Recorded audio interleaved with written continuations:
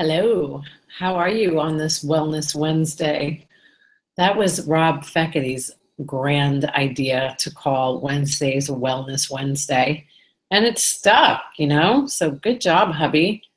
And I'm hoping it's 7:45 p.m. I'm hoping you're wrapping your day up, or your day has been wrapped up, and you're maybe having dinner with your family or unwinding, relaxing. I'm looking forward tonight to watching the last episode of Ozark. Are you watching that show? Oh my God. If you're not, you need to immediately. I don't want it to end, but it's going to end, and it's going to end tonight with me and Robbie Fakiti, as some people like to say our last name, Fakiti. So I'm listening to everything. I love listening to everything. I listened to so much that it got me in trouble with my Verizon plan. Had this fun conversation with my former boss, Dr. Savell, recently, and he's a techie dude. And I told him about how I was out of data. Like I have the biggest plan. Whatever the biggest plan is what I have. Because I never want to I want to have unlimited everything. I want Amazon Prime now. I want everything now, and I want a lot of it.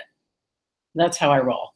So I was like, how is this possible? Like, how am I out of data? I'm getting this weird message. And, I'm telling Greg about how I listen to all these YouTube videos. And he goes, did you just say you listen to YouTube videos?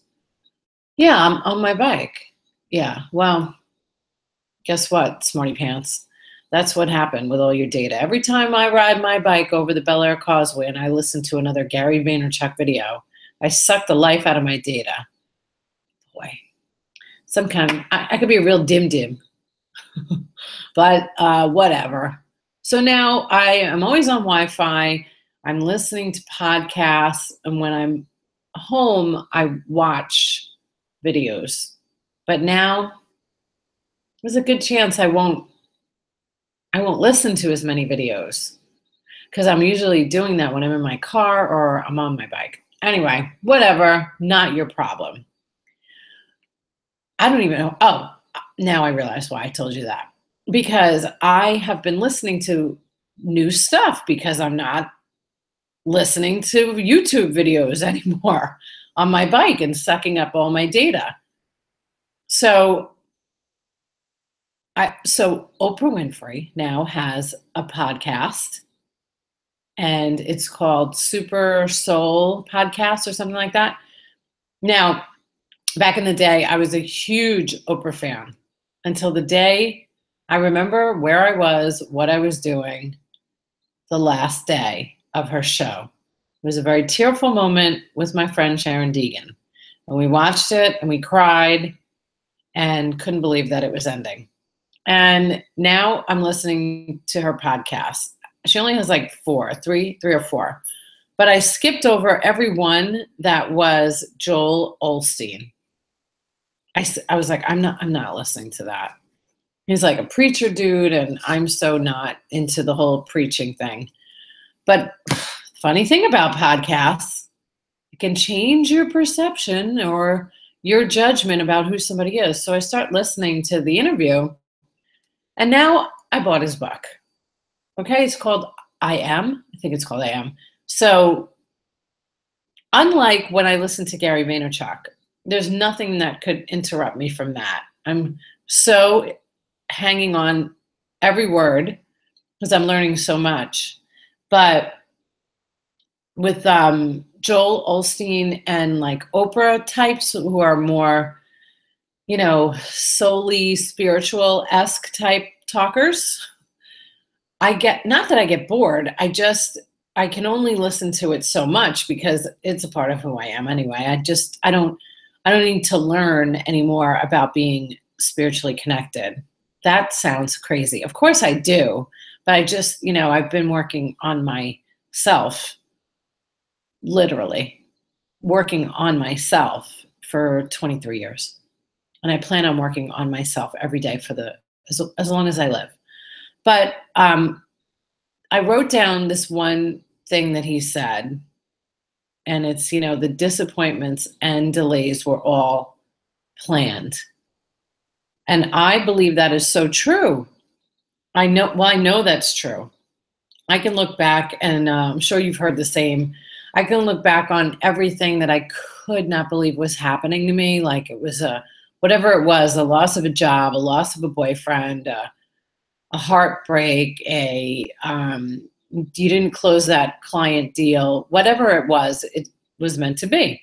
Now, when it happens, it's like the last thing you want somebody to tell you is it was meant to be.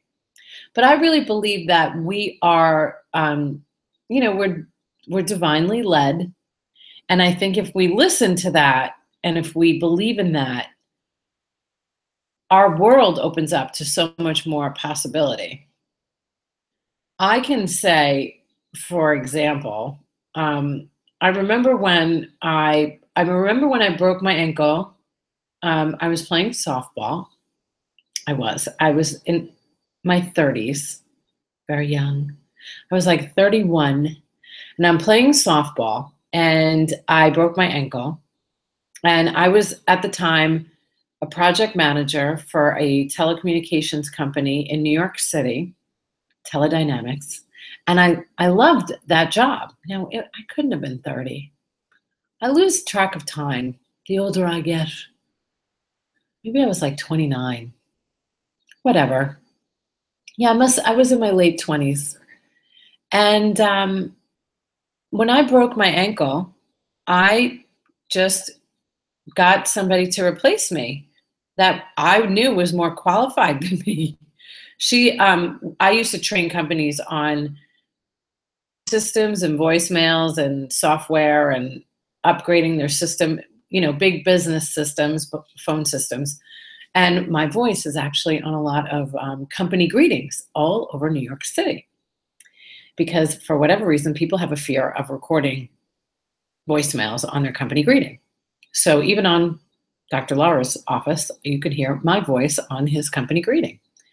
And, when I broke my ankle and I got this girl to replace me temporarily, just while I was, gone, I thought, you could put her as a trainer for Avaya technology. That was this new technology. It was Lucent and it switched brands. And I said, you could just use Taryn and I'll be back like in a month when my, ankle gets better.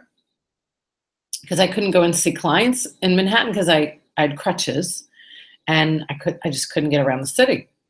So today I'm sure it's very different. I could have Skyped or done this, right? Or just recorded a video, and they don't need a human anymore to train them on their systems. I'm sure that's happening.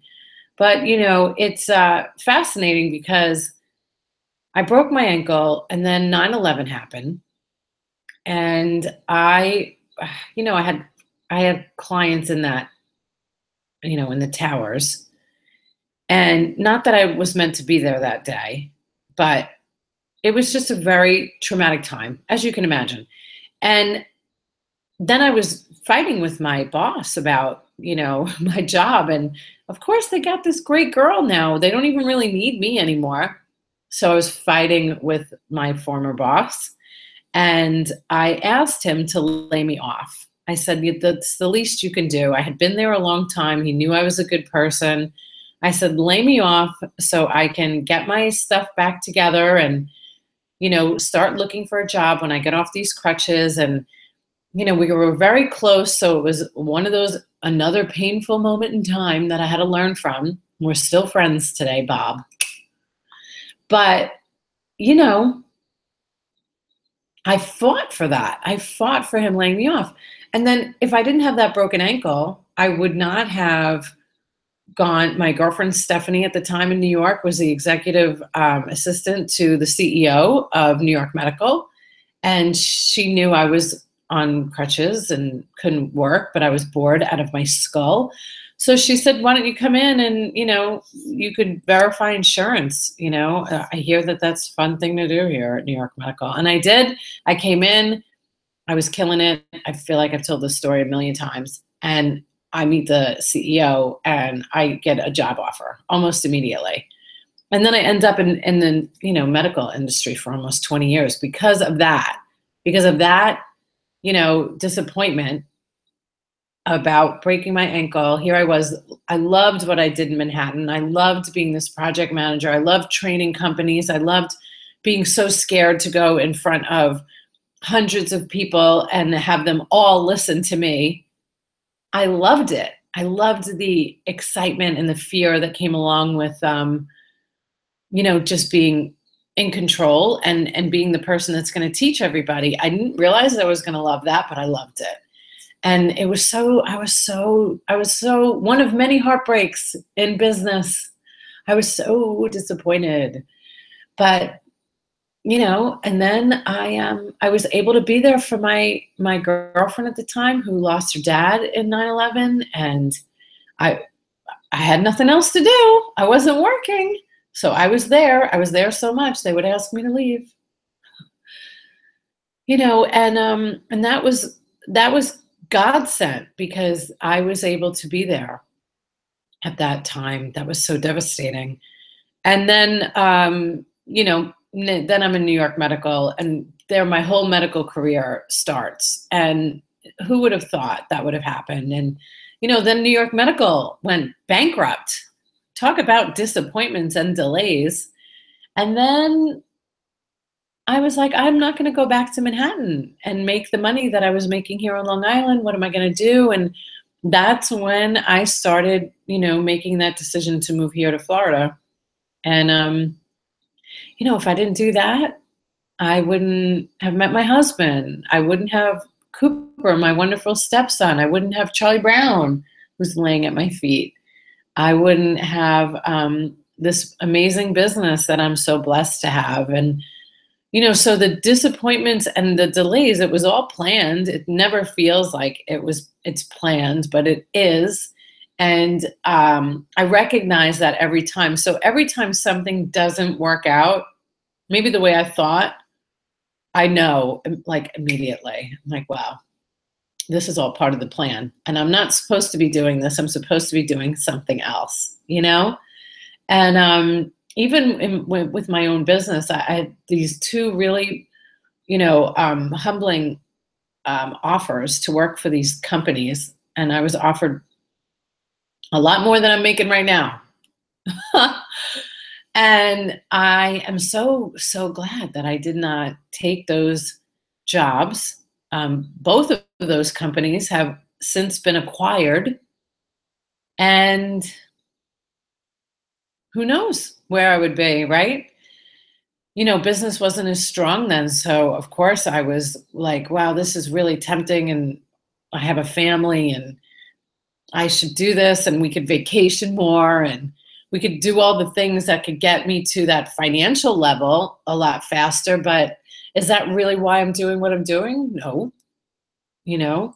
I have a lot of patience, like I've mentioned before, and I'm in it for the long game, just like Gary Vaynerchuk says in his videos. And I know that the delays are meant to be. The delays. And the delays have given me all of this great opportunity. Last night, Rob and I booked our flight to New York for my best friend's daughter's wedding. And right after that, and I'm flying out on my birthday, and it happens to fall on Friday the 13th, October 13th, the day that I was born, literally Friday the 13th. And from that, it's Rob and I's wedding anniversary. And now, being the health and wellness editor of DuPont Registry, I get to go on a press tour to Puerto Rico and cover, I can't even believe I'm doing this. I'm covering a wellness retreat, everything wellness at the Waldorf Astoria in Puerto Rico. And Puerto Rico was the place that I made my decision to move here to Tampa Bay. I went to Puerto Rico with my girlfriend right before I moved here. And I said, I think I'm going to stay a few extra days, because I had to see if I could be alone. What does that feel like to be truly alone in another state with none of my family, None of my friends, nobody, not a soul. Loved it. I didn't know, I had never eaten by myself. I had never gone to a restaurant. I mean, gone to a restaurant by myself. I went to, I remember being in Puerto Rico and going to the Marriott and watching this amazing salsa band and these dancers, and I loved every minute of it. I didn't love that nobody asked me to dance, though. What? Because I look so Irish? You think I can't, think I can't Despacito? Can you believe how many freaking downloads that song has? Anyway, I love that song. Now I've changed the words to it, which I won't sing. All right. So instead of saying Despacito, sometimes I say smelly fito. That is so something my dad would do. That's why I do it. When remember that song by Madonna, La Isla Bonita? He would say La Isla Smelly-fita. So I am my father's daughter. And anywho, so whatever. What am I saying? I'm saying your disappointments and your delays are all planned and all meant to be. I know this. I hope you know it. I hope that you realize that everything maybe that's bad that's happening right now will lead to something so much better. And the pain you might feel is temporary. And my trip to Puerto Rico led me here 13 years ago and in Tampa Bay, Florida. And who would have and now I'm going back to Puerto Rico with my husband, which when I was in Puerto Rico was the time that I was breaking up from my boyfriend that had a girlfriend. Yeah, it's all meant to be. Trust me.